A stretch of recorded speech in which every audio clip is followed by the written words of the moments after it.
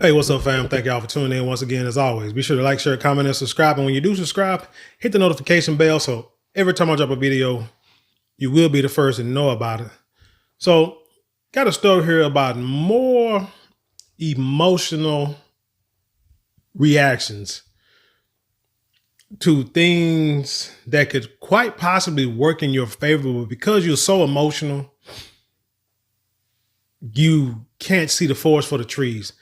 Let's get into this. So this is from the dailybeast.com, and it reads, Black Journalists Association declined Kamala Harris's appearance. Now, this is not the part that I want to get into, but it's part of the story, so we're going to go ahead and read it. So the National Association of Black Journalists declined a request by Vice President Kamala Harris's campaign to appear at this year's convention. A source familiar with the plans told the Daily Beast.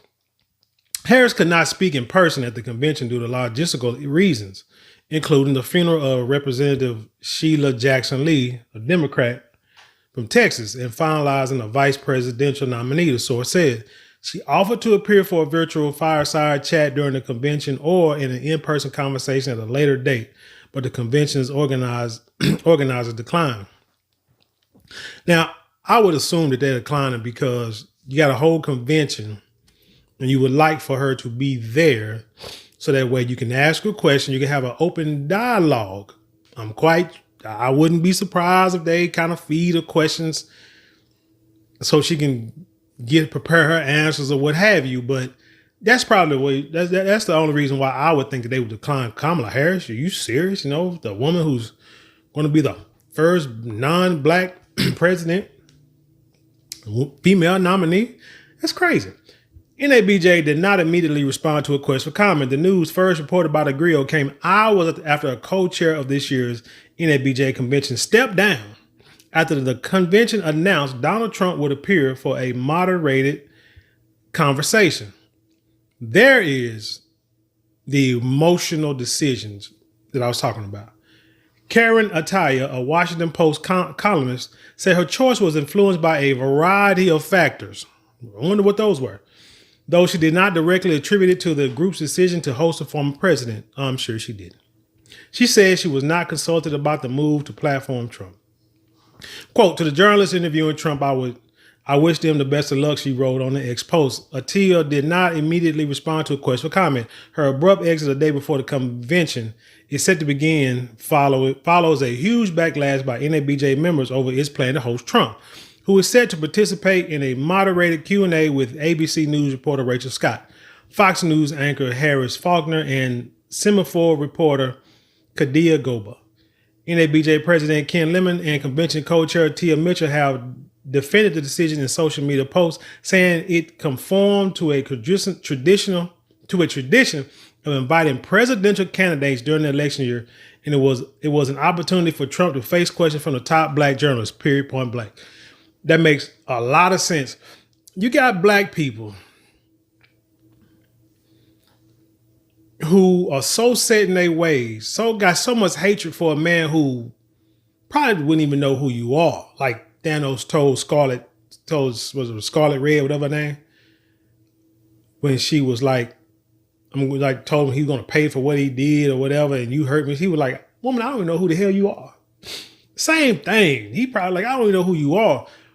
But instead of being in your feelings, having your little girl panties on and talking about, I'm not going to be there if he going to be there. You know how, I mean, this is what I understand. The NABJ, I'm willing to bet that somewhere in the NABJ, there are some white folk that's at the top running it somewhere, some shape or form.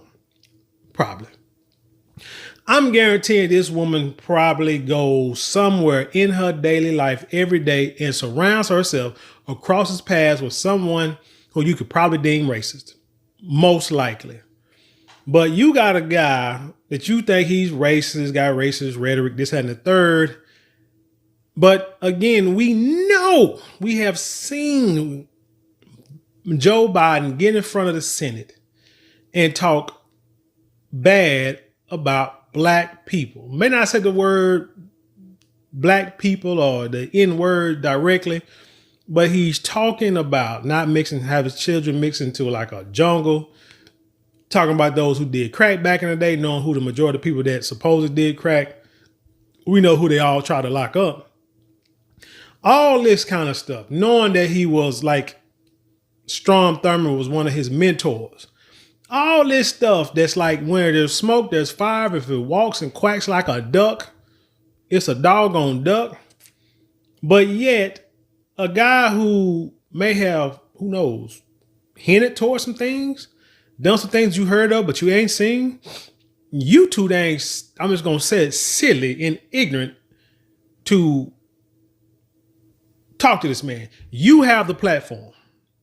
This is a situation that you run.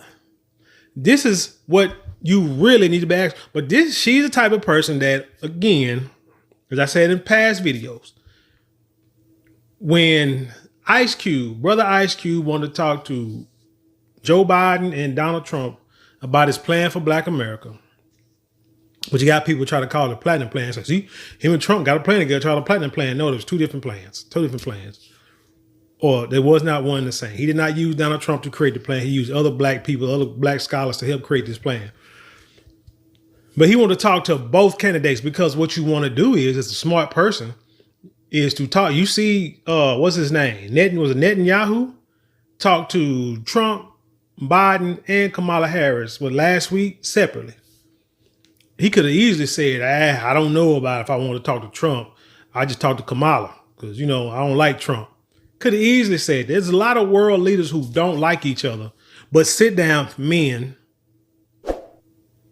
will sit down at the table with anybody to try to work out deals or negotiations for the betterment of the world. They will do that. They will humble themselves and do that. But you got this female here who was so in her feelings. And I don't care if she don't tell you what it is. You know the reason why she stepped down. But you got a female who feel like she can't talk to Trump, or Trump is, Trump is this, that, and the third, can't stand, so I just won't talk to him. This man could eventually, quite possibly, become the next president of the United States. And let's say you don't want him. You talk, people don't want to give him. No, hold on. Let me keep going. Let's see, quote, some of y'all, this is from Mitchell, Tia Mitchell, one of the co-chairs. Quote, some of y'all need to take a step back and ask why you're questioning why a group of journalists want to ask former and possibly future President Donald Trump questions. Mitchell, a Washington correspondent for the Atlanta Journal-Constitution, wrote on X. Do you hear yourselves? Exactly. They're journalists. I'm sure there are 1,000 questions that black people would love to ask Donald Trump and Kamala Harris. 1,000 questions. But when you cower and you run away and you get in your emotions and you act like you're doing something, I'm not going to talk to him. If this dude becomes president of the United States and you never talk to him, but let's say you got 1,000, you say you got some things that you want to know, some ask that you have. What is, especially when it comes to issues, because that's the main thing. Forget the emotional part. Forget this identity politics. The main thing is the issues. What are you running on? What are you going to do for the American people? What are you going to do for the American citizens? What are you going to do for black citizens in particular?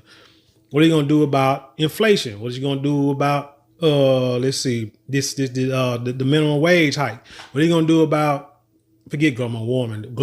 I don't know what the hell that is. What are you going to do about like oil prices, gas prices, bringing that down, trying to bring some of the prices down, or at least kind of balance it out, leveling it, slowing it down, slowing inflation down so that people can make more money and folks can still stay in business.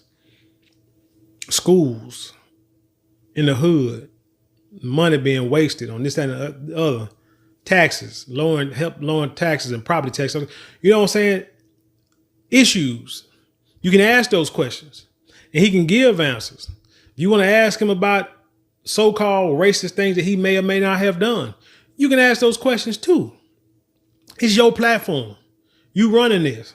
But for some reason, these people don't want him there. Like I said, men. There have been guys that I ain't gonna say, that we have had disagreements, friends that I grew up with, friends that I had on the job, and we had disagreements. And things wasn't seeing eye to eye on certain things. We came together and we spoke on them. And the rest is history. And now we back cool. We back cordial, whatever the case may be. But that's how you handle things. When there's something that you don't like, you confront your enemies and y'all speak to each other. See if y'all can't work something out. But the thing is, I think a lot of times people are afraid they're going to get an understanding. Or maybe they're afraid that they can't out-talk this dude. But let's say he get up there and you ask him questions he don't want to answer. And he start hemming and hawing and not explaining himself. That's only going to look good for you. That's only going to look good for the other candidate. Because you're going to be like, see now? You see what I'm saying? But people don't want to do that because they'd rather take sound bites from other interviews and twist them and spin them to make them sound like something that they're not. And that's not journalism. And that's dangerous in this world because right now we need to continue to try to come together as a country. And whether he becomes a president or not, unless you get a passport and get a job overseas and dissolve your citizenship, you got to live here. It says, still a number of black journalists aired their grievance about the programming move on X, noted Trump's penchant for racist comments and attacking black journalists. Well, let him come there and attack. That's what you want. Like I said, that's what you want. You want someone to bring the fight to familiar grounds. That's what you want to do. You don't want to go to where he's at. You don't want to go to a Fox News channel or a Republican convention and ask questions and allow him to manipulate and dictate in a Republican rally, allow him to dictate what happens. You want him to come to your house. Come here and fight. Because here, I know where my weapons at. I know where the lights at. I know where the high ground is. I know where the phone lines are. Anybody coming here don't. So I have the advantage. I know the alarm codes, know how fast the police will get here, all that kind of stuff. I got that advantage. So why would you not say, hey, let's do this? April Ryan, a White House reporter for the G.R.O.W.T.H and a 2017 NABJ Journalist of the Year, condemned NABJ's platforming by citing attacks she faced from Trump directly. The reports of attacks on black women White House correspondents by the President of the United States are not a myth or conjecture, but fact, she wrote on X. To have a presumed orchestrated session with the former president is an affront to what the organization stands for and a slap in the face to the black women journalists, NAB Journalist of the Year, who had to protect themselves from the wrath of this Republican presidential nominee who is promoting an authoritating agenda that plans to destroy this nation and her democracy with his Project 2025. It is not his Project 2025. I mean, you know what? I saw an article that said something about Trump getting rid of migrants. It's just goes right along the lines of Project 2025. And I should have did a story about it, but it's like the fear mongering just in that title alone is what's aggravating and irritating about this whole election and just my people in general when it comes to Democrat and Republican. If I want all illegal migrants, immigrants, whatever you call them, to be deported back to their home country, would you say that I am pro Project 2025? In Texas, football is the number one thing. You know, well, I know in our group, I don't know how it is now. I think it still is pretty much. So back in the day, you had small towns, and some small towns around where I live still do the same, still do this, but you'll have a small town shut down on Friday night. Everybody's at the stadium at the football game, Friday night, high school football game. Big thing. Yeah, small towns, and I'm sure other towns in the South can relate, that white people and black people do not live near each other. White people would be racist toward black people. Black people didn't have the wealth, didn't have the money. They was on the other side of the tracks, as they say. White people didn't want their kids mingling with black people, sure didn't want their daughters or sons dating black people. But Friday night, they couldn't sit in the same restaurant. They want, saying they wanted to be racist. Black folks had to go around back. But Friday night, when the lights are on and the game starts, you have blacks and whites on the field. You might have discrimination on the field where maybe black people couldn't play certain positions or couldn't get no playing time knowing they were better than the white folk. But still, as a whole, as a group, as ignorant as racism sound, that's one of the most ignorant places of racism was on the football field, because y'all cheering, but you're hating at the same time, and it's just eating your racist tail up. But you play together. Enemies got together, supposedly. People that couldn't stand each other for whatever dumb reason. But on Friday night, everything was a go. Period, point blank. But that shows you, like I said, how ignorant racism is. But you can't speak to a potential president about problems. And would you say that those black people, those black kids, those black parents who was at that football game, would you say that they were part of, that they promoted and backed Jim Crow, the Jim Crow laws? Because that's what it's all about. Because that's what them people, them other folk was about in them stands, upholding Jim Crow laws. I don't think so. All they wanted to do that night was win the game. That's it. Win one for the city. Whether them folk respected black people or not, or vice versa, all they wanted to do was win the game for the city and hopefully get a state championship one day. Not saying that black people were supporting Jim Crow laws because they was on the field and in the stands with white people. That sounds stupid as hell. Quote, I'm disappointed that in the space where so many queer and trans members, where am I at? Huh? This is the same story? I'm disappointed that in a space where so many queer and trans members still feel vulnerable will now feel even more unsafe due to Trump being invited and the possibility of his most vicious followers coming to the hotel to support him. Femi Redwood, the chair of NABJ's LGBTQ plus task force, wrote on X. Get security. You do this all the time. You invite presidential candidates. Get security. Jamel Hill, a contributing writer at The Atlantic, said she didn't have a problem with the decision to host Trump under the right circumstances, but she said she wasn't aware how right this year's conditions were. A sham of an interview will destroy the organization's credibility, she wrote on X. If the majority of the NABJ's membership is against Trump being there, the organization should listen. Now, sometimes you have to overrule the Democratic and go straight dictatorship. The seen stories where I said people like Malcolm X, Farrakhan, they spoke to like Ku Klux Klan members, racist people, sat down and had conversations with them because there is a goal that everybody wants to meet. Nobody wants to see bloodshed. Nobody wants to see bloodshed on their side. Nobody wants to see anybody on their side suffer. So how can we come together and make things move smooth as possible with very few casualties? That's what you do. Like I say, men. That's how men are supposed to act. Not always trying to get out here and whoop somebody, shoot somebody, delete somebody. You got to come to a common ground. We all got to live in this country. Again, if you don't like this man so much, first of all, why didn't you move when he was president the first time? Why you run to Canada or back to Africa or Ghana or whatever the case, or Liberia, Libya? Why didn't you move over there when he was president the first time? Because it's all bullcorn. People like drama. Like to be part of the bullcorn. That's all it is. But anyway, like I said, this is silly.